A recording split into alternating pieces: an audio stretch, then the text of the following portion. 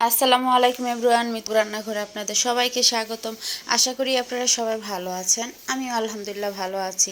আজকে আমি আপনাদের জন্য নিয়ে আসছি আলু টমেটো দিয়ে ট্যাংরা মাছের ঝোল।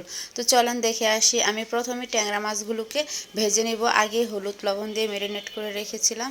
এখন মাছগুলোকে আমি ভেজে নিব উল্টে পাল্টে সুন্দর করে ভেজে নিব।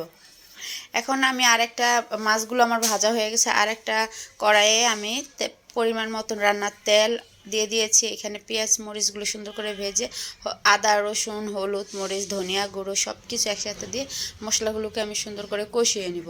যখন দেখবো উপরে তেল চলে আসছে তখন আমার মশলাগুলো কষানো হয়ে যাবে। কষানো হয়ে গেলে আমি এখানে আলু আর টমেটোগুলো দিয়ে দিব।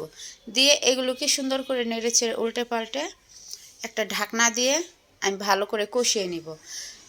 এই তো আমার প্রায় কষানো হয়ে গেছে। এখন আমি রান্না করার জন্য পরিমাণ মতন পানি দিয়ে দিব। যেহেতু আমি একটু ঝোল ঝোল তরকারি রান্না করব তাই পানির পরিমাণটা মোটামুটি একটু বেশি দিয়েছি। তো এখন লবণটা দিয়ে দিলাম, লবণটা দিতে মনে ছিল না। এখন আবার একটা ঢাকনা দিয়ে ঢেকে দিব বলক আসার আগ পর্যন্ত। তো বলকটা চলে আসছে। এখন আমি এখানে ভেজে রাখা মাছগুলো দিয়ে দিব। মাছগুলো দিয়ে সুন্দর করে আবার একটু নেড়ে চেড়ে দিব। নেড়ে চেড়ে দিয়ে আবার একটা ঢাকনা দিয়ে ঢেকে নেব।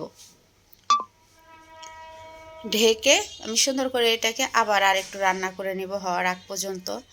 দেখেন আমার তরকারিটা প্রায় হয়ে গেছে। এখন আমি এখানে ধনেপাতা কুচি দিয়ে দিচ্ছি। নামানোর আগে শীতের সিজন, এখন যদি ধনেপাতা না দিই তাহলে তরকারিটা টেস্ট হবে না। তো ধনেপাতা দিয়ে দিচ্ছি আর একটু নেড়ে চেড়ে আমি তরকারিটা নামিয়ে নিব। দেখেন একটা বাটিতে আমি পরিবেশন করে দেখাচ্ছি কতটা সুন্দর কতটা লোভনীয় হয়েছে। আর তরকারিটা খেতে খুবই টেস্টি হয়েছিল। তো সবাই ভালো থাকবেন সুস্থ থাকবেন। আমার ভিডিওগুলো যদি ভালো লেগে থাকে অবশ্যই লাইক